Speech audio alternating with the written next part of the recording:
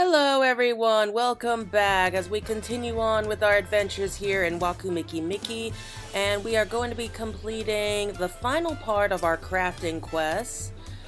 And we speak with Pameka, the scrivener.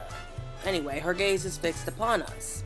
So this is for carpenter, leatherworker, and weaver classes. Very warm welcome to you, artisan from afar. Claire, was it? You stand before Epistles by Pameka, and I am Pameka herself. Charmed though I am by your interest in my shop, I would like to confirm one matter.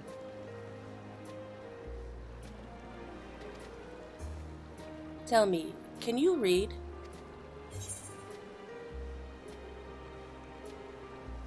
Yeah, that's a very interesting question.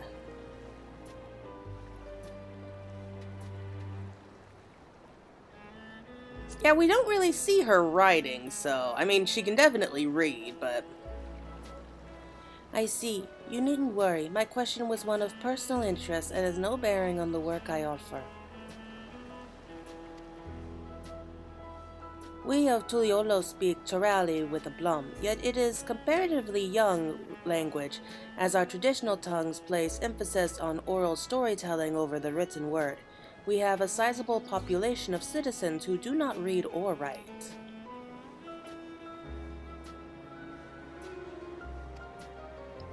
My services can cater primarily to this clientele. I offer a writing hand when occasion demands, mostly for penning letters or official documents. That would be useful. I mean, if most people can't read or write. However, I have just recently received a commission for something larger, a book of stories. These are tales which have never before been committed to text, a documentation of oral storytelling, a most riveting prospect, is it not? That is true.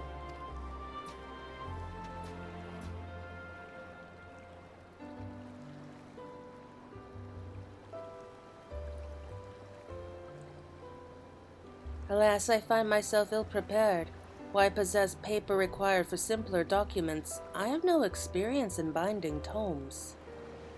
Oh, so we're going to be bookbinding here. Yet with the skill of an adept weaver at hand, I could accept this task with my head held high. What say you, traveler? Will you help me tie these tales together?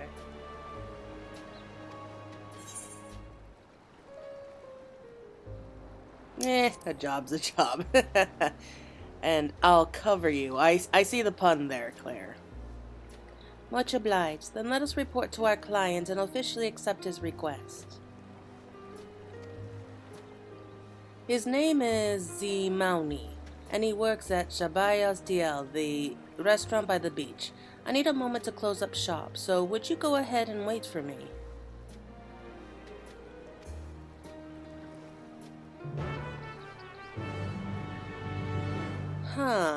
This seems a bit different than the other quests that we've accepted so far. Like, a lot of them were really struggling with... I don't know, a lot of them were just struggling in general. And yet this one seems to be doing just fine. It's just taking in a big request that she's never taken before.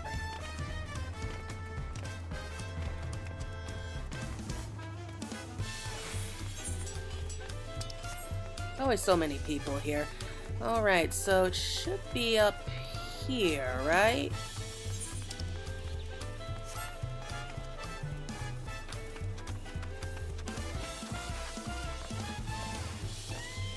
Around here?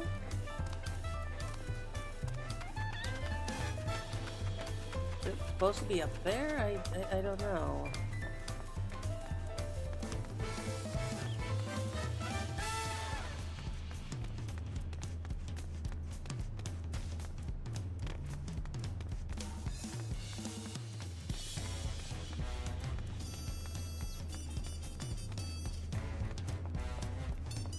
Okay, there we go.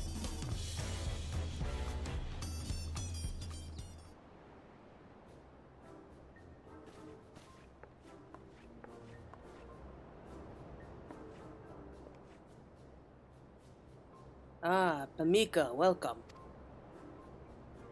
Good afternoon, Zimowini. I am pleased to say that we are ready to undertake your commission.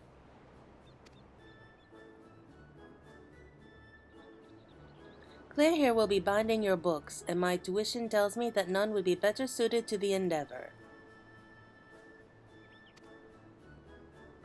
That's excellent news. The more the merrier. Beware my manners. My name is Zimowini. I'm relatively new to Tuliolo, but I've been earning my keep as a waiter here since I arrived.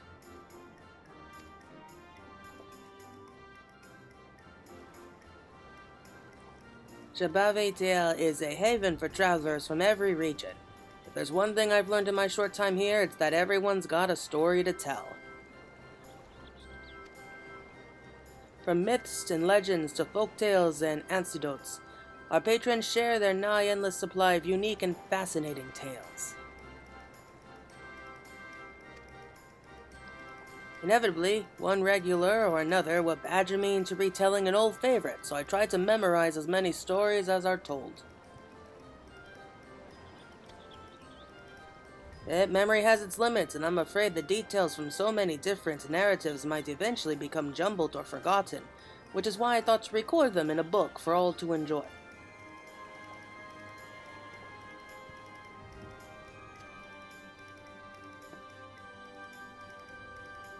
Of course, my people pass down our traditions via the spoken word, so I neither read nor write. Pameka may be the exception among Tonawanta in that respect. Zimowini will tell his stories and I will transcribe his words. No different than the dictation of a letter, except perhaps a bit longer.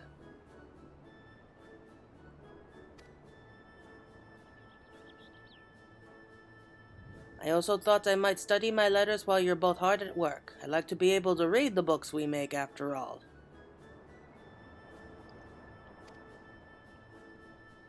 You should join us during transcription if you like. Hearing each story might serve as inspiration for its binding.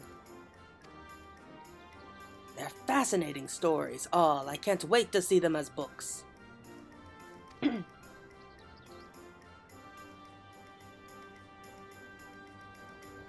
When would you like to begin? My schedule is relatively open right now, so I am available whenever you please. Then I'll pay your stall a visit once I finish my shift. It shouldn't be too long now.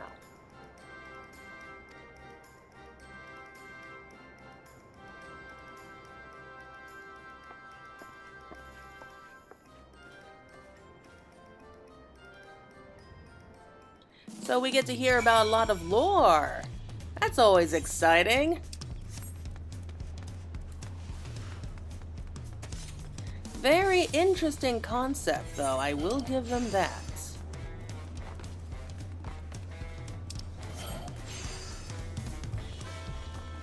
I just realized that I could probably teleport there. It would be a lot faster.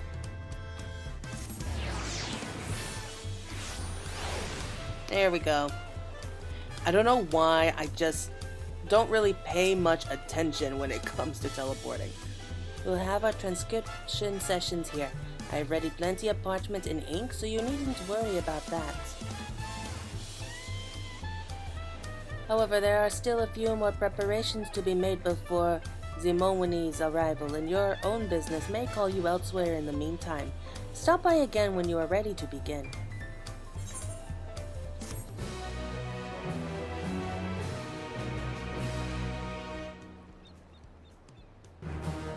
Okay, so it's unlocked.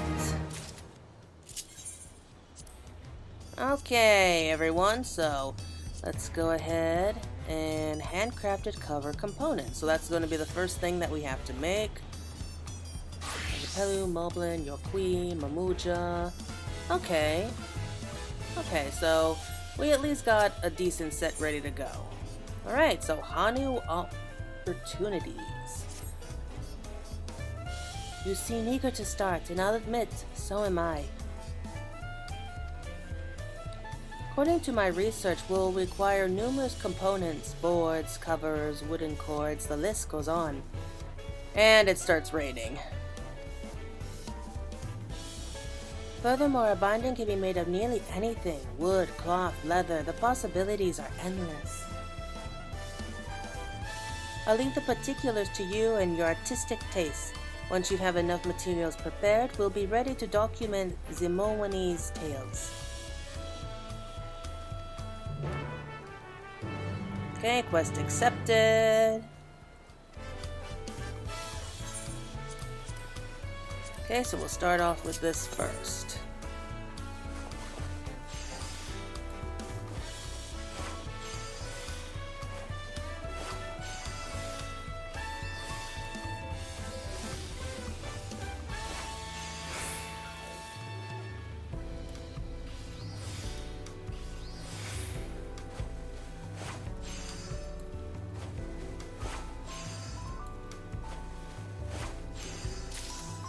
Okay, so got one set down, but it's gonna take forever just to show you all, so let's skip ahead.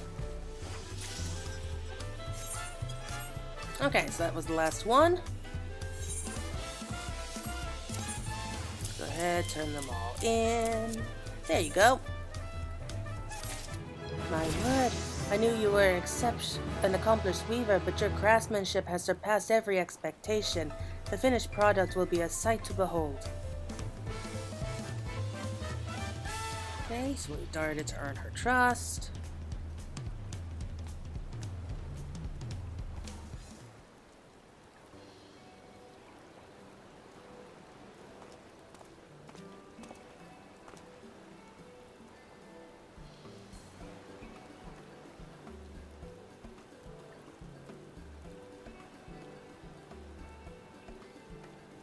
Just sitting out in the rain, huh? Now then, whenever you are ready, Zimowani, we may begin. I think I'll start with a famous tale that has been passed down across generations of Hanu Hanu.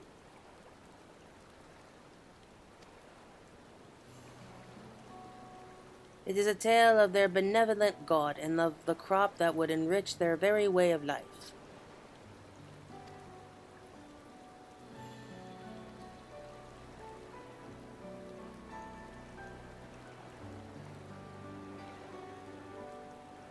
Long, long ago, the Hanu Hanu resided in a land beyond the clouds. Though their heavenly home was frigid, their enemies were few, and they whiled away their days dancing in the pale warmth of the sun. Oh, so they really did come from a sea of clouds. But one day a great storm ravaged these clear blue skies. The winds and rain raged upon those lands so fiercely it sent a pair of Hanu Hanu tumbling down to the waters below. Yet what should appear but a giant bird as big as an island flew up and caught the Hanu Hanu upon its back.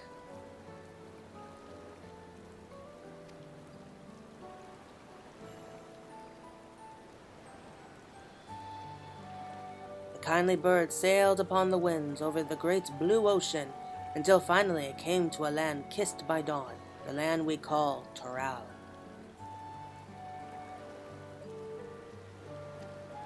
The couple was grateful to stand on solid ground again, but their journey had exhausted them and their energies were spent.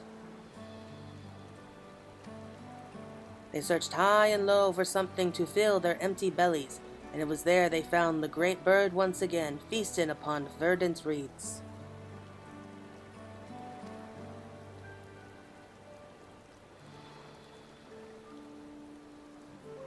The Hanu Hanu followed suit. One taste of the sweet reeds filled them with vigor, and their feathers began to glisten with every color of the rainbow.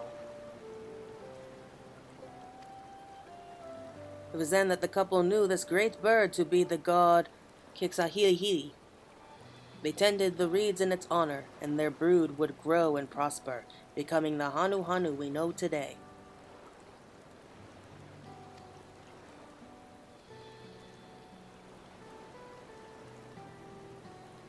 What do you think so far, Claire? Have you any inspiration for a suitable cover?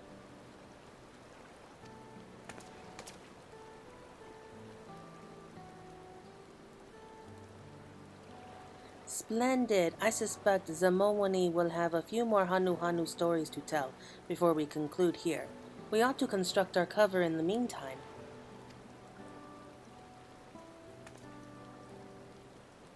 Oh, we're going to be making it. Like right here. With your painstaking prepared materials to produce a cover befitting Zamowani's first batch of tales. You carefully bind Pameka's pages into the fold, and the tome is complete. Oh, it's adorable. It's a real book. I may not be able to read it yet, but just looking at it fills me with joy. Books are remarkable things indeed. Stories told in speech alone will disappear with their tellers, but what is written is promised to survive. That's my own romanticism showing through. More importantly, I greatly enjoyed your storytelling, Zamowani.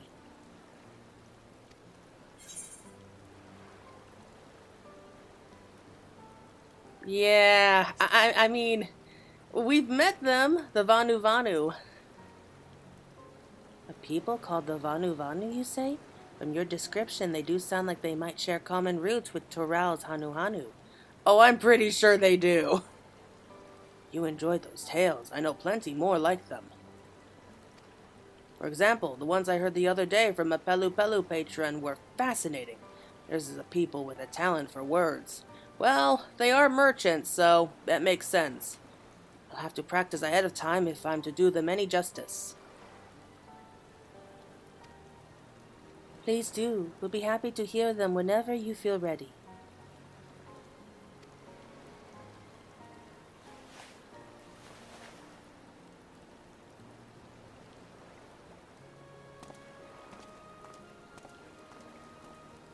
And so ends our first job. You were a pleasure to work with, Claire, and I have a feeling you'll continue to impress.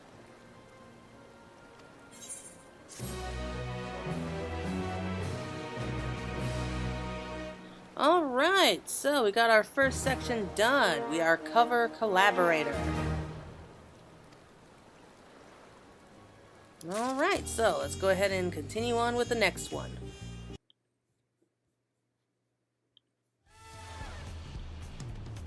Alright, I'm back. So, this little Pelu. Prepared for the Pelu yarn. Wonder what stories they're gonna have to share. Greetings, Claire. If you're ready to proceed with our next cover, I have an idea I'd like to share. Zamowani said he had Pelu tales to tell us next, correct? In which case, I thought using materials sourced from the Pelu's ancestral home of Ukupacha might give our cover an authentic touch.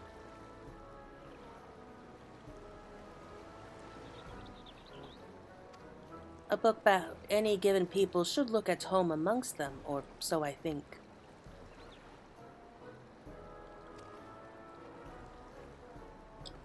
Then it's settled. I trust you'll know just what local materials we need.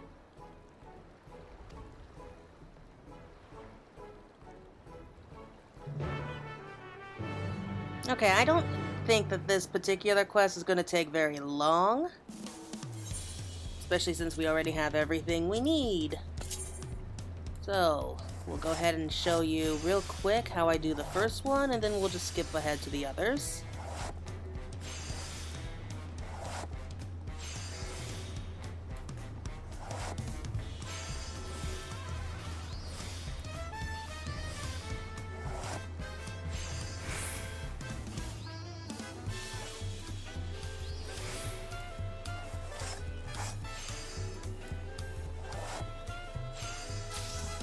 Alright, 1 down, 5 to go.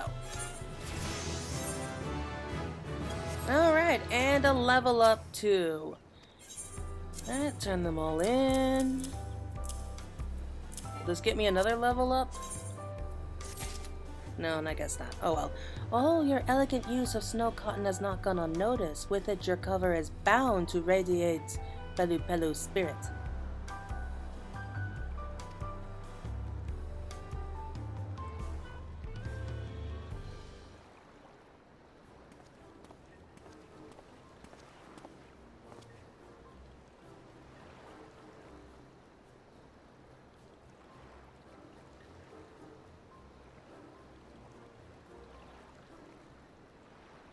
Today I'd like to share a few stories about the Pelu Pelu. These days we know them to be avid travelers and seeker of profits, but this was not always so.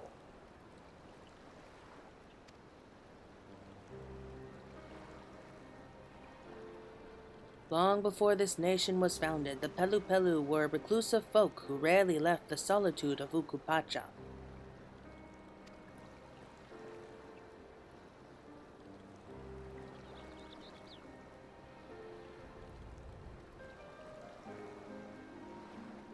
Now, in one solitary village there lived a Pelu Pelu named Chibli. The poor lad was sickly and short of stature, even compared to his diminutive fellows. With such a frail constitution, Chibli could never work in the fields nor tend to the alpacas. But the village loved him even so, and he loved them in return. They nursed him back to health in his times of need and offered tasks that would not fatigue him. He only wished he could better serve them. Yet kindness cannot solve all ills, and in the year of the cold summer, crops withered upon the mountains of Ukupacha. The Pelu Pelu began to starve.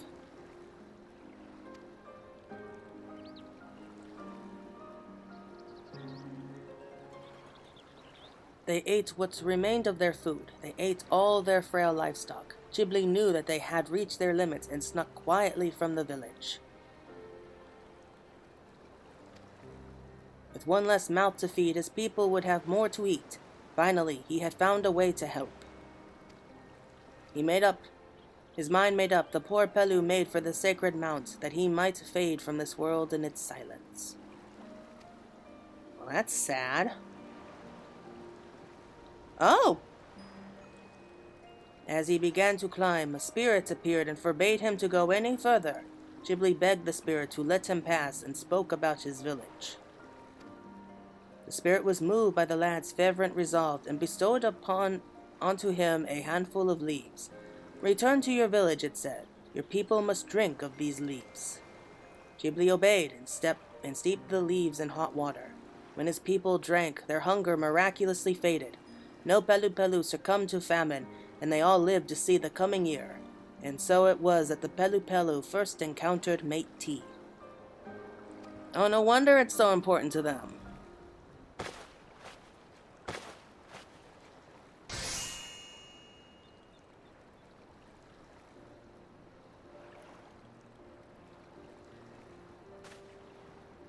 Another impeccable book. Thank you, both of you.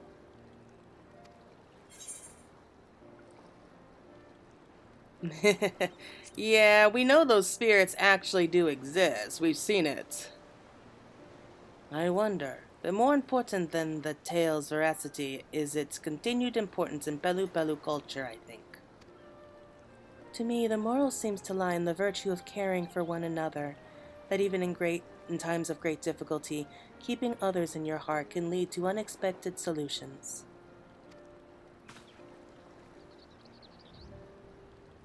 Well, I'd better be off. I still have some reading and writing to practice to do, but next time I think I'll share some tales from our Moblin customers. See you then.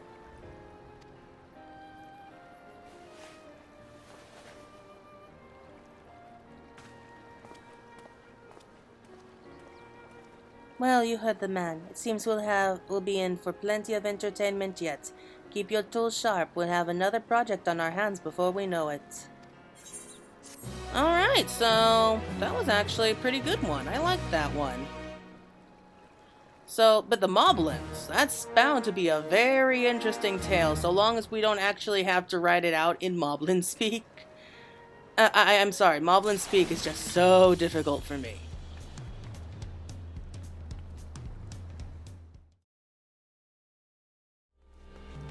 Alright, I am back for another quest, and this one is Anton Rhodes, whatever that's supposed to mean. But she has Moblins on the mind. Ready for more work? I was just thinking about the wonderful job you did with the Pelu Pelu, Tom.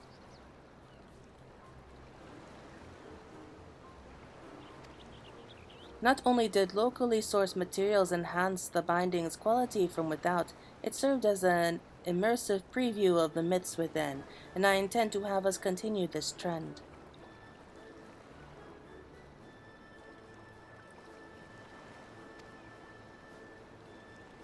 With Moblin's Tales next on the agenda, we'll want to use materials from Kozumauka. Of course, the Hanu also made a home in that region, so take care to differentiate between their cultures.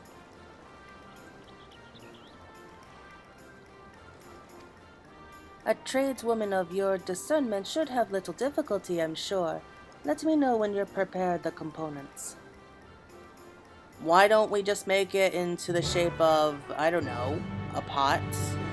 I mean, it's kind of par for the course here with Moblins. But fine, let's see here. Okay.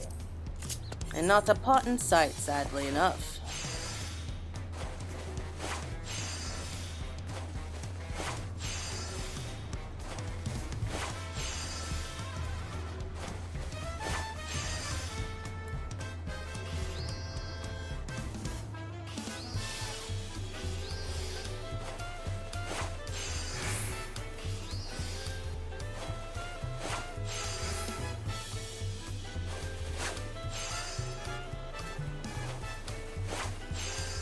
Okay, 1 down, 5 to go.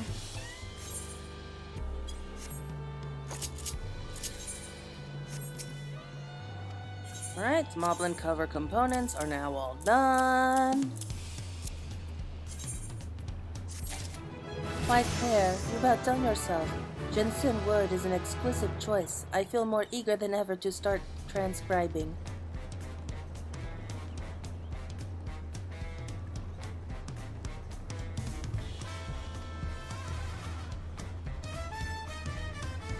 I mean, this is bound to be real interesting with the Moblins.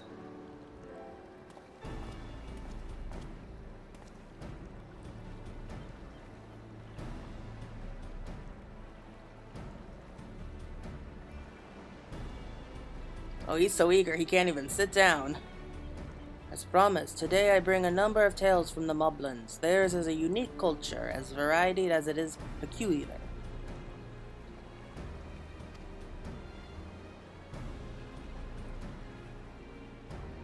Forgive me for interrupting, Zamomoni, but won't you be seated? Oh, pardon me. I meant to say something earlier, but at the restaurant we usually recount our stories while standing.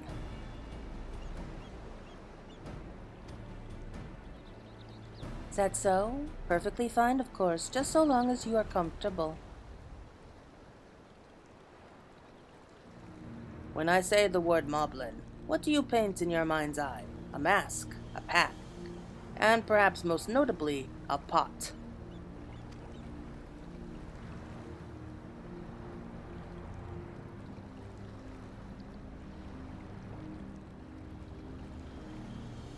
Once upon a time, a group of Moblins grew tired of wandering the countryside. They wanted a place to call home, and so they settled down in the caves deep beneath the earth. They scavenged for what they needed and packed their necessities into large clay pots. Their new home was happy, and their pots were plentiful, too plentiful. Soon their caves grew cramped and narrow.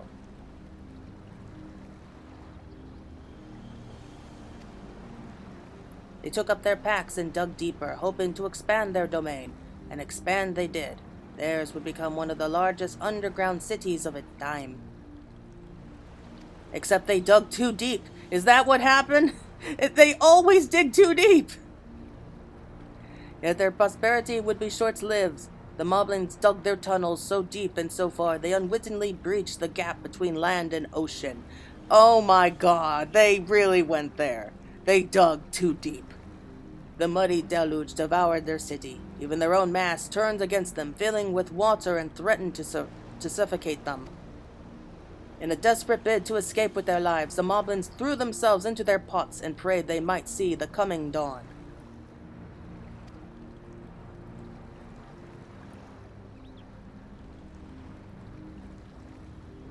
The pots withstood the terrible tides, and once the Moblins clawed their way to solid ground, they swore never again to live beneath it. So it was that they built a new village in the jungle, fashioning their houses and workshops after the pots that saved both their lives and prized possessions. Oh, that explains so much. As for the city lost beneath the earth, though its location has long been forgotten, they say it slumbers still in some remote corner of Toral, the sunken city of Movalpolis. Who wants to bet that's going to be a future dungeon? I bet you anything that's going to be a future dungeon.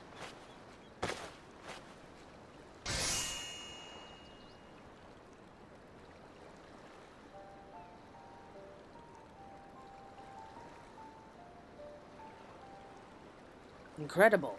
I feel it fits the image of the story perfectly. Not really.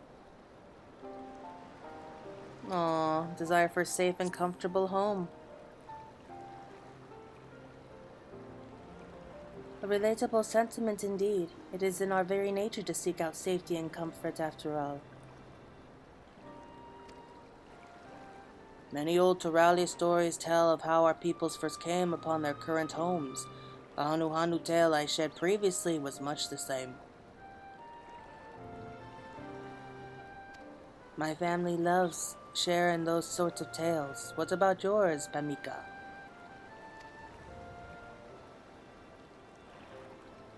Something wrong? I was born and raised in Tuliolo, so I never given my ancestry much consideration. I never thought to ask. How many stories have I failed to hear? And about my own ancestors, no less. It seems I have my own digging to do. If there are untold tales out there, then I wish to know about them. I would love to hear them, or even read them, perhaps.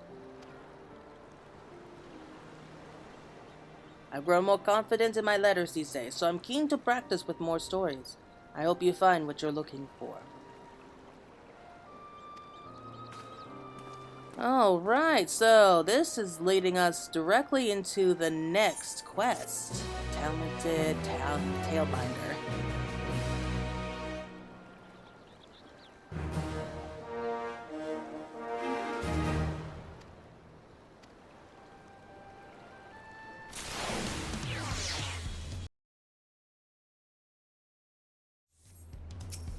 Alright, so let's go ahead with the next special quest, which is level 95, Written in Stone.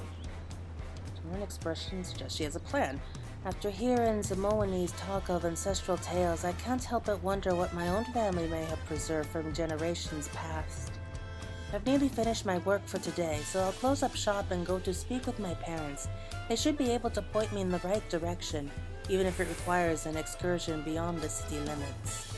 Should it come to that, your company would be most appreciated. I rarely leave the city, you see. Thank you. I'll plan to meet you at E1OX Plaza once my family chat is finished.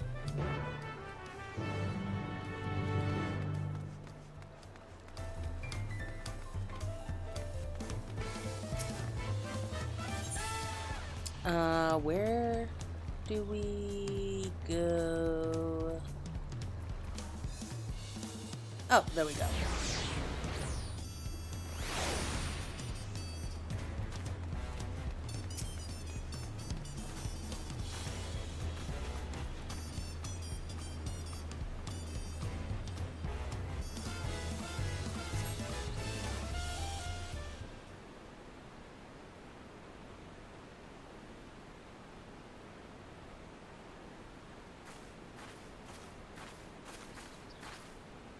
Apologies for the wait. My parents were happy to share what they knew about my ancestors. They said our family came to Tuliolo when the city was founded, so around my great-grandfather's time. We originally hailed from Jacques Tourelle, though beyond that, neither of my parents could say. Really? I wondered if I might find some clues or mementos buried in the family storehouse, and as luck would have it, I chanced upon a mysterious stone tablet inscribed with glyphs. Judging by its age, it may well have belonged to my great-grandfather himself. We know he was employed as a palace attendant, but he never divulged more of his work than that.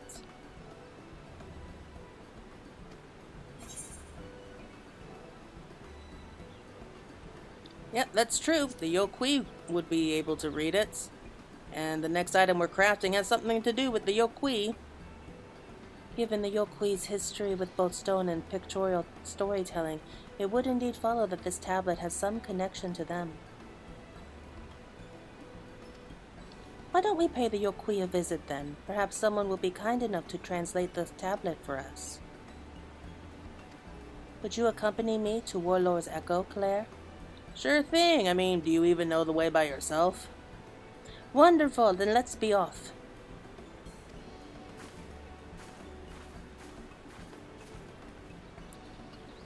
I mean, I think we all like to know more about where we come from. I mean, all of our warriors of light are they're like blank slates, basically. Like, they are what you want them to be. And I come up with a pretty interesting backstory for Claire. I should tell you guys sometime about it. But first things first. So this is where the Yokui live. Already I see glyphs carved in the same manner as my tablets. I believe we're on the right track. Let's have a look around and see if we can't find someone willing to help. I'll let you take the lead, for you have far more practice in communicating with the Yokui than I do, after all. Okay, so she's following us. I've heard that some among the Yokui prefer to use their native tongue, but I was assured that the ones here would be happy to use Terali. Some may even be confident with Terali scripts, though I'm sure their glyphic traditions take precedent.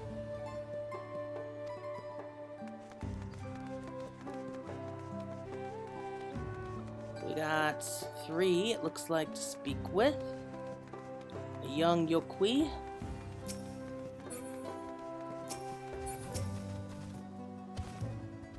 Your ancestors' tablets. I can only spare a moment, but I'm glad to oblige. Well, that was rude. He just stepped right on over her. Relatively new. Dated just 80 years past. The bearer of this stone is a retainer of the Dawn Servants, and may thus be accommodated as a guest. A residential permit, it would seem. In those days, the scars of war were still fresh. One could not travel as freely as today, so the tablet may have been a necessary precaution.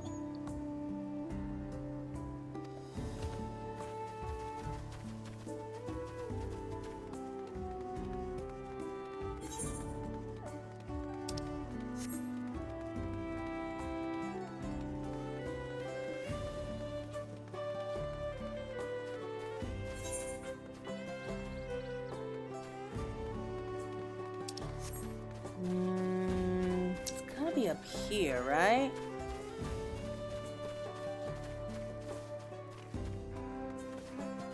There they are. All this way for a tablet. How very quaint. Fine, hand it over.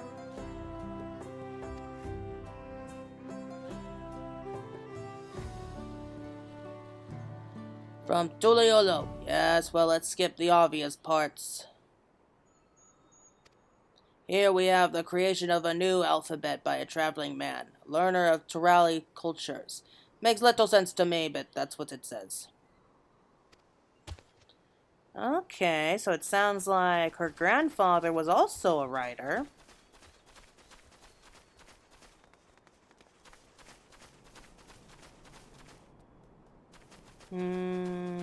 Up here?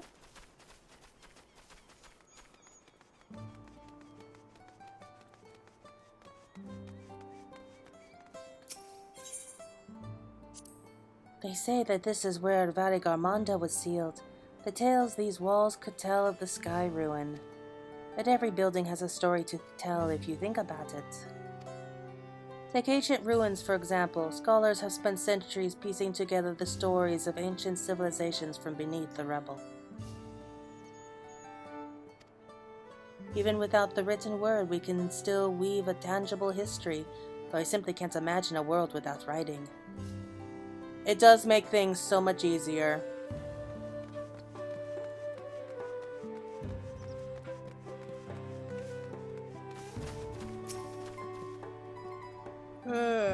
Read something, of course, but do keep in mind I'm in dire need of a nap.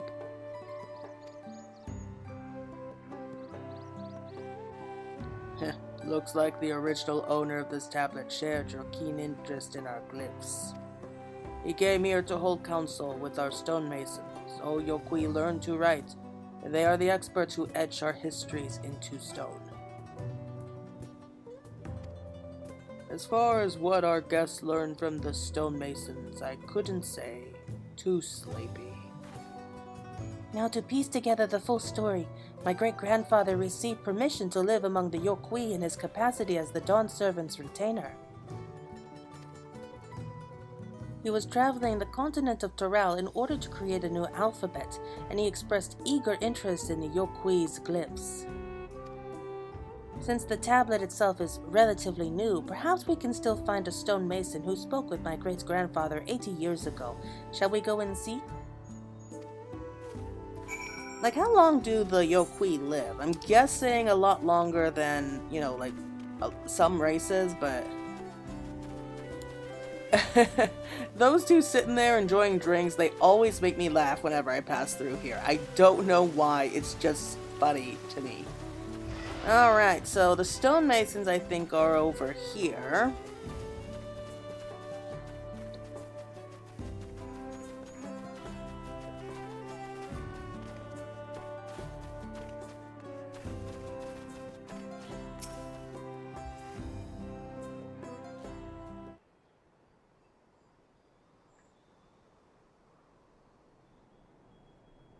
Why yes, I have served as a stonemason these 80 years. How can I help you?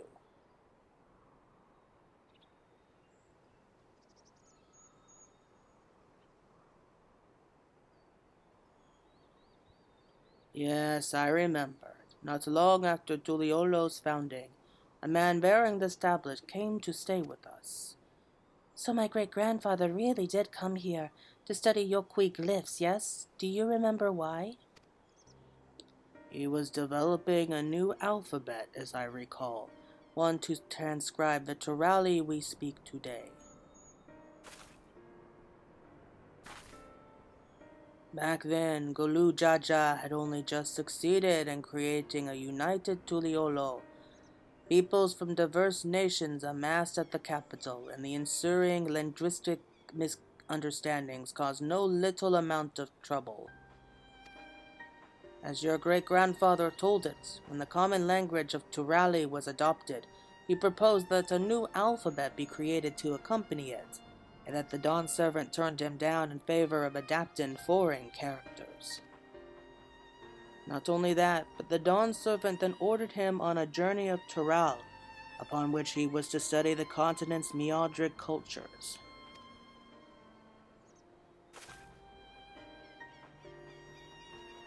After touring a number of communities, he stopped here to understand our ways. What he wished to learn wasn't simply how to read our glyphs. He asked tirelessly about our intentions when shaping the stone, how we decide our designs, and each step in the process of sculpting. Then one day, your great-grandfather turned to us and said he finally understood the Dawn Servant's reasons for rejecting his proposal. Soon after, he returned to Tuliolo, full of new confidence. I had no idea my great-grandfather had such direct dealings with Gulu Jaja. But I believe I understand why they both concluded a new alphabet wasn't necessary. Is that so? Then tell me, child, why do you think that is? Turali is a language that exists solely for purposes of communication. It has no cultural connection to any one of Tural's people. But a new alphabet would have been a communal creation, a new piece of Turali culture that might have had the power to overwrite others. Borrowing the foreign Eorzean alphabet allows Turali to remain a borrowed language, a language of convenience. By refusing to establish Turali as a language created by and for all of Turali people, The Dawn servant sought to protect our cultural diversity. That's why I think he rejected the proposal. After my great-grandfather traveled the land and arrived here to see your glyphs, he must have finally realized the full significance of his alphabet, and the beauty we might stand to lose because of it. This tablet must have meant a great deal to him. It seems you two now carry on your great-grandfather's discovery and his story. You're right. My great-grandfather's story, a story of my people. I must pin this tale right away, Claire. Might I ask you to bind it for me?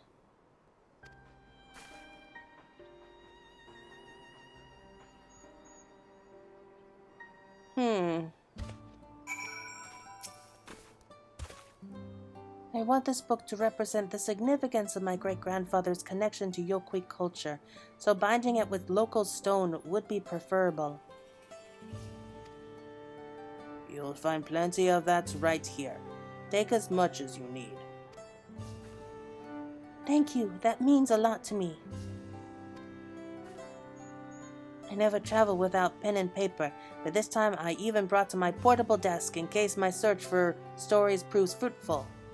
Wow, how on earth were you able to carry that? If you could prepare the binding while I write, I would be much obliged. Alright, she's already at work. Yeah, I kind of understand what they were talking about, but Isn't it like the same thing even if you borrow another language? It's just pretty much the same thing. I find it all kind of confusing. Maybe I just don't see it yet.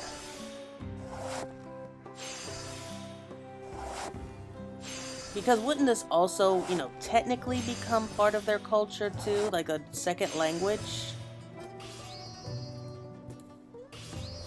I don't know. Like, I feel like it's still just... You know what? I'm just not gonna think about it. I'm just gonna let them do what they want. Okay, Yokwi cover. I want this binding to properly symbolize my great-grandfather's bond with the Yokwi. Take all the time you need and return to me when your work is done. Well, I'm already done. No need to worry.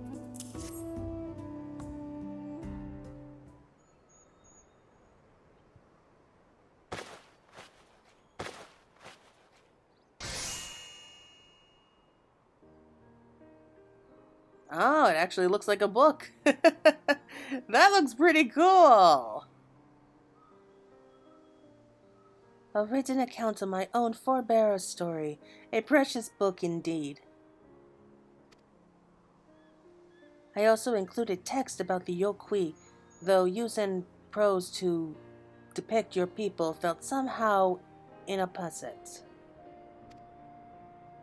Thus, I also included illustrations, clumsy though my hand may be, pictures of the stone monuments and pillars, things my great-grandfather must have seen. I see. In your own way, you honor how we Yokwi tell our stories with images. That is a very kind gesture.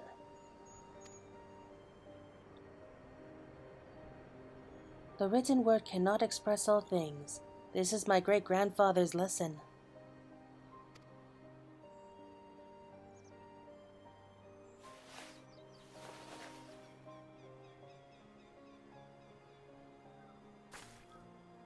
You have been most gracious in your help. Thank you.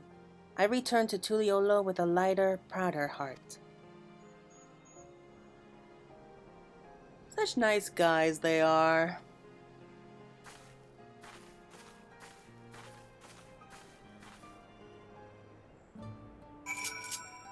Okay, so I have a feeling that we're just about done with this quest, so let's just head straight on back.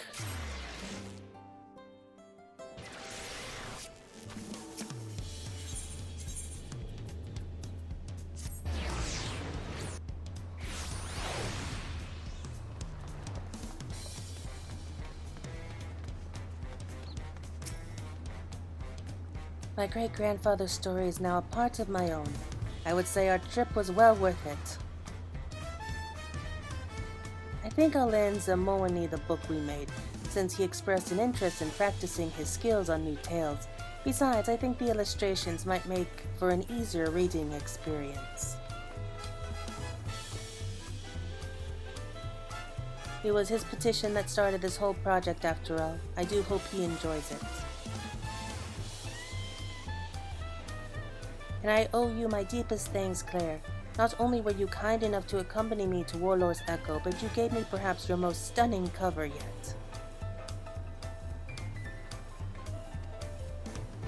Now it's back to work for me until Zamoani's next appointment approaches. I wish you pleasant crafting. Okay, glad that's done. So we have about 2 more quests left after this. And be right back.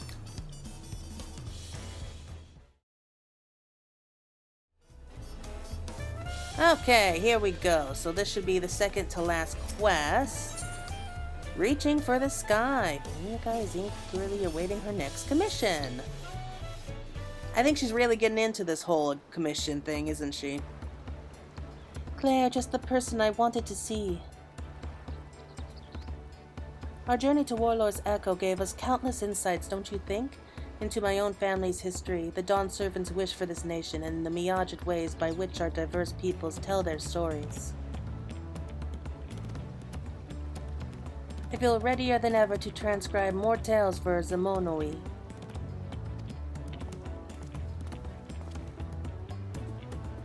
Well, you two look happier than a pair of runic in the sun. Has something happened?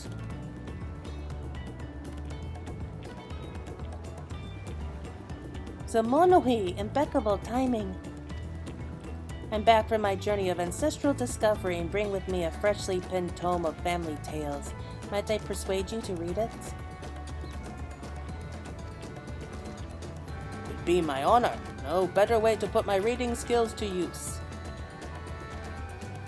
I'd also like to make improvements upon my writing, but I suspect it will be some time before I can pen anything like you can. Speaking of, a Mamuja customer came in the other day and entertained us with some wonderful stories. Perhaps we can compile them in a book. Of course, we'll begin our preparations straight away. To cover our Mamuja tome, we ought to include materials from Yaktel. In the meantime, I'll clean my pens and ready our parchment.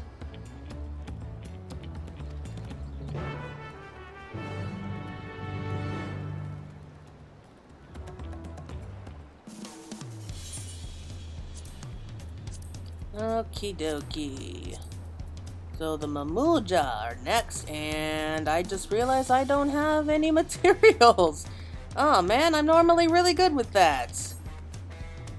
Okay, I'll be right back as soon as I have everything.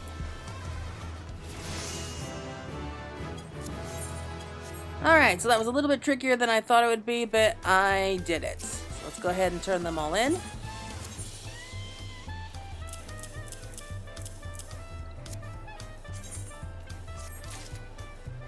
What detail you achieved in your craftsmanship. Forgive me for saying so, but your treatment of these Yaktel materials is the most impressive I've seen thus far. Bravo!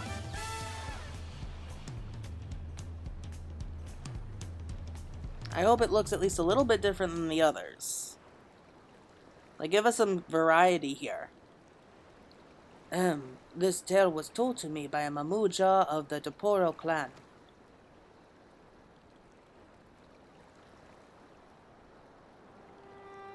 The Doporo have long been known for their skills as mounted warriors, but their mounts were not only meant for warfare. This is an age-old story passed down through generations and generations.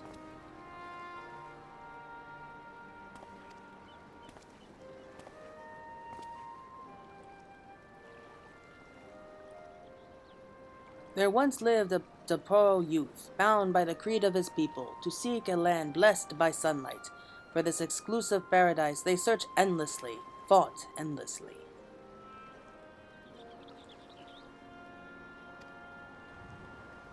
Compared to his warrior friends, however, the youth was ill-suited for battle. He and his wyvern were entrusted not with weapons, but a cart with which to deliver parcels. Would that I could ride a winged mount, the youth thought. Upon it he could reach the thick canopy of the forest and gaze upon the splendor of the sun.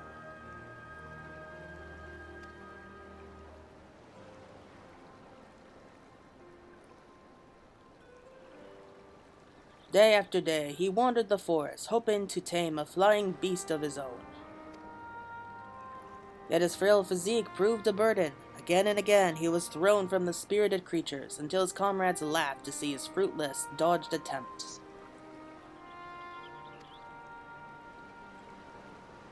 Still, the youth was determined, and after countless failures, he gained mastery over a winged beast known as Rimzuzarkal. He became the first of his people to sit astride a winged creature.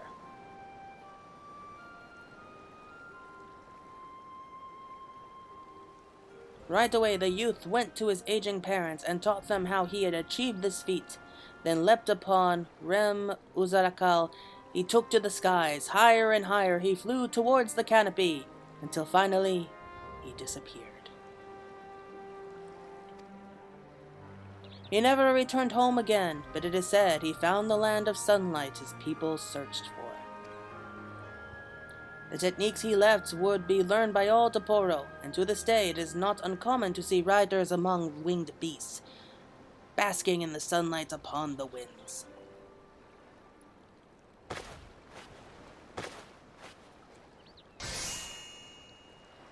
Good for him. Yeah, I figured. What an alluring azure hue, like the depths of the cenote untouched by sunlight, or the deep blue sky that the poor youth yearned for, a complicated and beautiful color.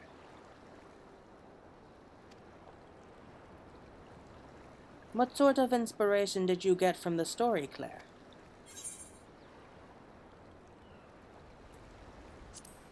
Yeah, I wonder if he found what he was looking for.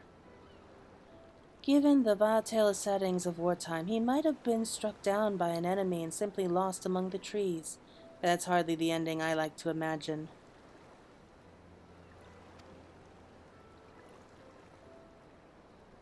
We may never be able to return to the past and discover the truth for ourselves, but we can carry our feelings with them into a future they help create. Well, you can't. I mean, I've got the echo, so I can do that.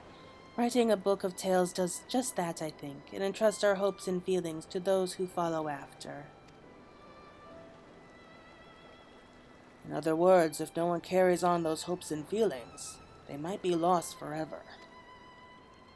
Stories that I've told and you've penned, they're each filled with the history and aspirations of their respective peoples. But my people have not a single written record. Our oral tradition is utterly unknown to those outside our community. Were we to vanish one day, we would leave not a trace of our existence behind. Our stories would. Well, there's an easy way to fix that.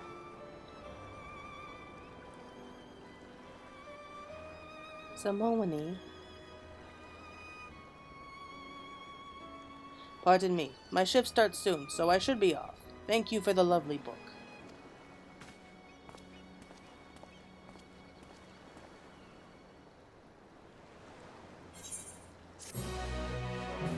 Yeah, he's got a lot to think about. And I get it. I understand why he would be upset about it. Finding authority. Alright, but like I said, there's a very easy way we can settle that.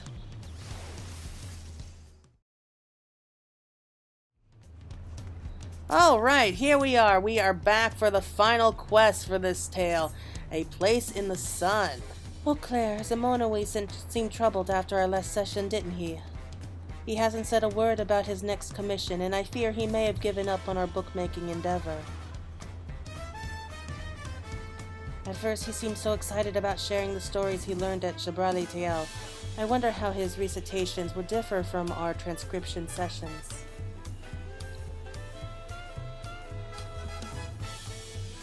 Care to take a walk with me, Claire? I think I should like to see Zamonowi's performance for myself. Very good. To Shabrali with us.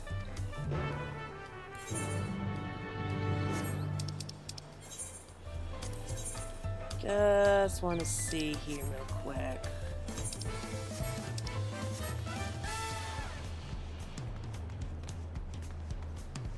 Yeah, I mean, if he's so upset about it, then he should be the one to do it. Like, he can fix that problem. Like, he can start telling a few of his people's own stories, have them written in a book, and, I mean, that's gonna start something. It's really going to start making sure that these stories survive. Maybe not overnight, but hey, we all gotta start somewhere. Okay, so I guess he's down here. And I keep forgetting that there's a roof right here. There you are. Hiding in the corner.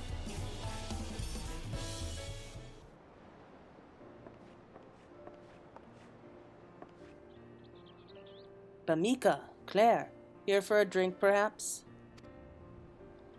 Well, that does sound splendid. We were actually hoping to hear one of your famous recitations. Ah, then I'm afraid your timing is rather unfortunate. We usually wait until our seats have filled before having a tale, so not for some time yet. Oh, that's a shame. And what about your next commission? As soon as we know what sorts of tales you plan to tell, Claire can begin to assemble the necessary materials for your new tome's binding.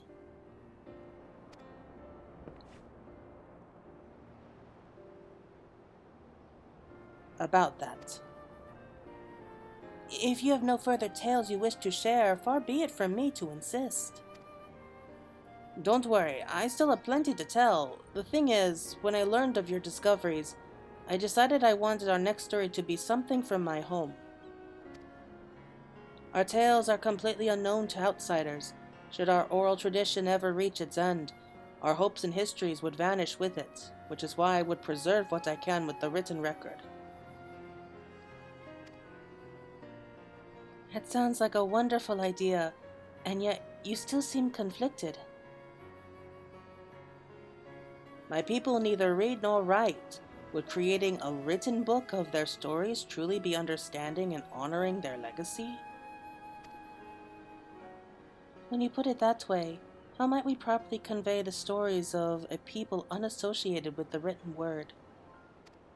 I mean, it's pretty obvious. Did you learn nothing from the Yokwi? Yeah, let's make a book that can be read without words.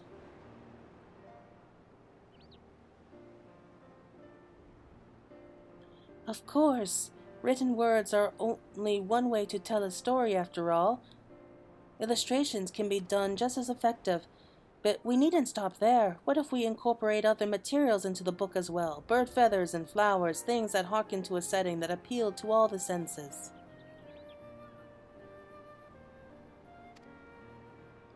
We need to devise a way to preserve the materials we choose, but once we do, our readers will be able to immerse themselves in the story without a reliance on the written word. A book that appeals to all the senses. I think that might work. I happen to have a few things you can use for the cover, and I can fetch more if you'll give me a moment.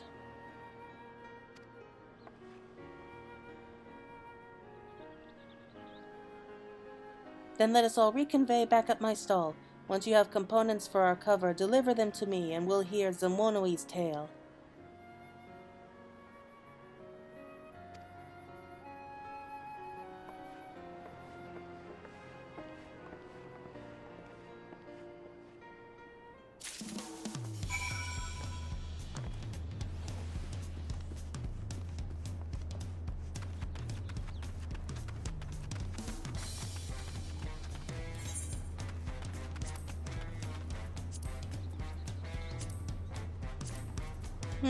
I'm not really sure how I feel about these particular series of quests. They're okay, and I do love the lore that we're getting from them, but I don't know, it feels kind of impersonal, if you know what I mean.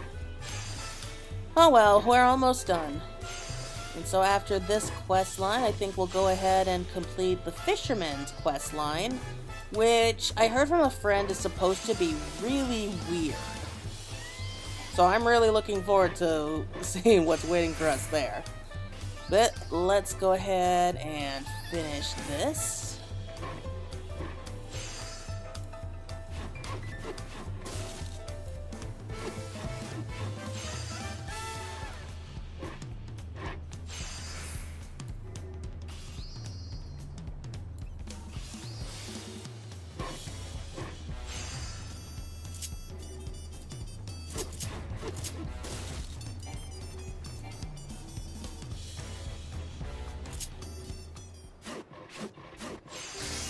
Okay, that was close.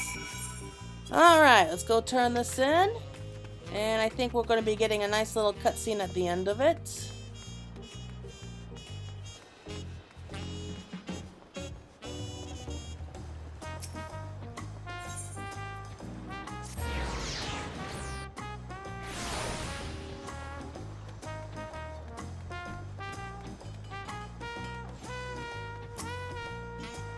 This time we need binding for a tome that will awe its reader's senses. Do you have something ready?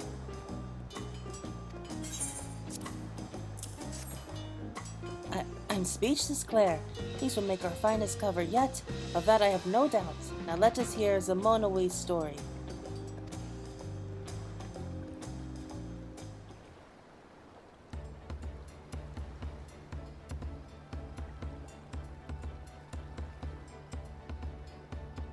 Oh, we're not hearing it?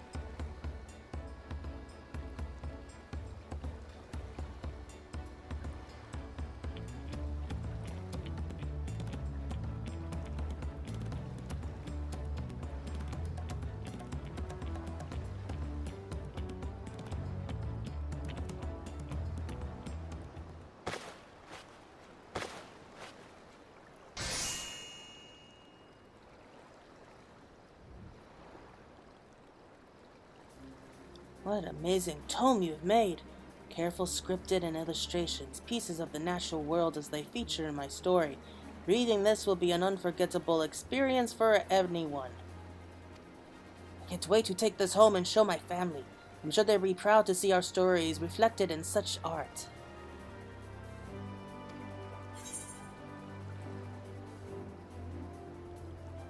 Yeah, can we come and hear it? So I have a feeling that's what the cutscene's gonna be. Of course, this was my intention from the very start. I feel more confident than ever in my letter, so I plan to read aloud from this glorious tome, as opposed to reciting on memorization. In fact, I'd say our evening regulars will be flooding into Jabrali's Del soon enough. If you like, I can save a table for you. That would be splendid, Zamonawi. We'll be right behind you.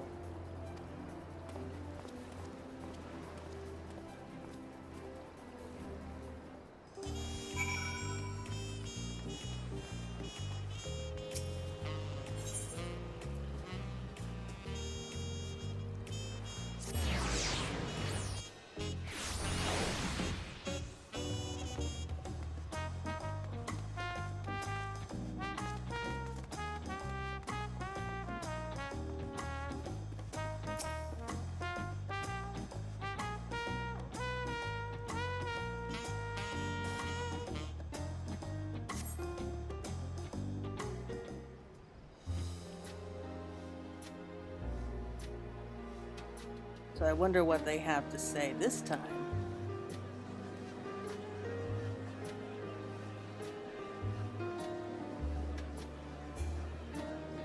Can you hear that? People are telling all sorts of tales around us. A haven for storytellers indeed.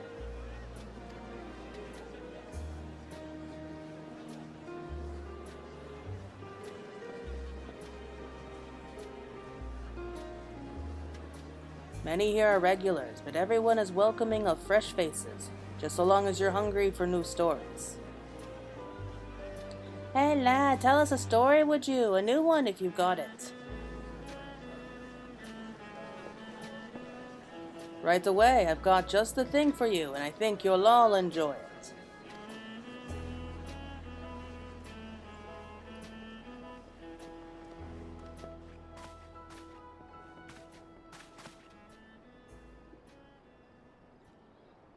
Tonight, I would like to share something personal with you all. Some of you may know that I come from a tradition of oral storytelling, and my people rely not upon the written word. However, should our voices no longer echo in future generations, I fear our very history runs the risk of extinction. Thus did I commission the scrivener Pameka and the traveling artist Sinclair with the creation of a book.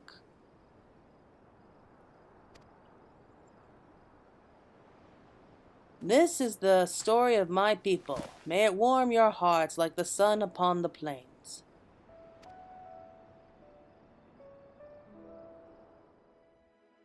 A thousand dawns ago, in the eastern reaches of Jacques Tourelle, our ancestors lived upon a bountiful land. The soil was rich, and the wind carried with it seeds that flourished into healthy crops.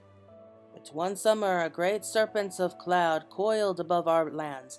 Beneath its swollen body fell the rain, so endless that it drowned our crops and threatened to starve our people. "We must call for the sun," someone cried. So our people lifted their prayers to the sky, that they might summon the mighty light. But the serpent heard their voices with anger, lashing out with its tail and driving an even greater deluge down upon them.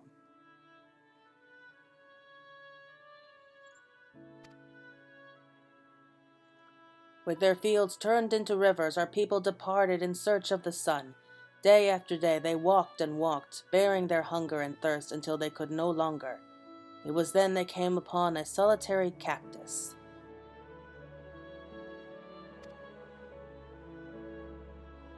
"Chasers of the sun, take me with you. I too seek brighter lands. For your hunger and thirst I offer my fruit.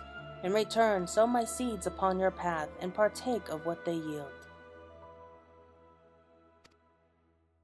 Our people sowed the seeds, and from them grew more and more cacti, each bearing fruit that gifted them strength.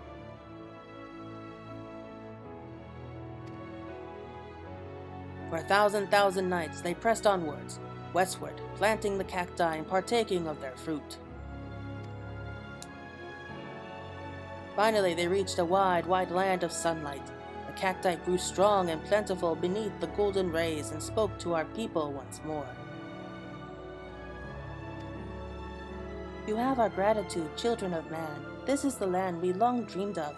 Today we revel in this radiant paradise.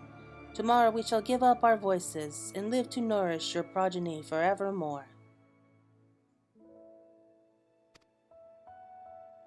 So it was that the cacti spoke the tongue of man no longer, yet our people would continue to care for them and honor them as irreplaceable companions. It was there, alongside the bright sun and thriving cacti, that our people founded a village and lived in peace and comfort for 1,000 tomorrows to come. In our native tongue, Tanawanata means sun chaser, but there is no one reason as to why our people are so named.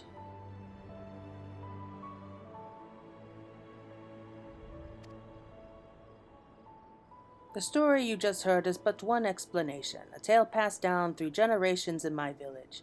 But ask another Tanawanata, and you will hear another story.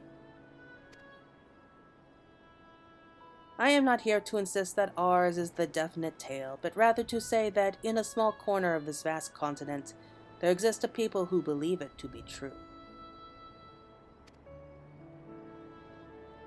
It is my hope that our stories are remembered by many, and our words carried forward into the future. Thank you.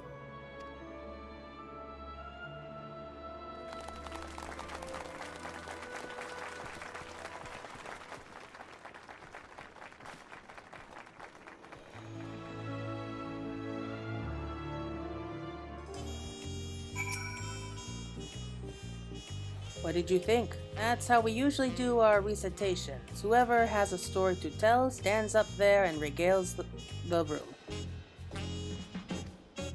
I caught Pameka on her way out. Seems she can't leave her stall unattended for long, but I assume she's waiting for you there. That was a nice little story. Out of all the ones I've heard, though, I think the one with the Pelu Pelu was my favorite. I don't know, I just like... I just like sweet stories like that. Okay, so I guess it's time to say goodbye. I loved all the lore. I really did, so. Somonowi's storytelling prowess is awe-inspiring, isn't it? He set the scene without flaw. I truly felt as though I was journeying along with those cacti. Words are so peculiar, aren't they? When spoken from the soul, they can convey meaning that extends far beyond their written worth. I guess it's how you tell it. My experiences with you and Somonowi have opened my eyes to the true duty of a scrivener. Going forward, I hope to capture what I hear with more sensitivity and deeper understanding. It's not a matter of simply writing words down, it's about preserving the spirits with which they are spoken, just like we did with our books. My abilities have their limits, however, so for the tales I cannot bind alone, I hope I can count on you, Claire. Okay, so I have a feeling like it's not going to be the end here for this one, anyway.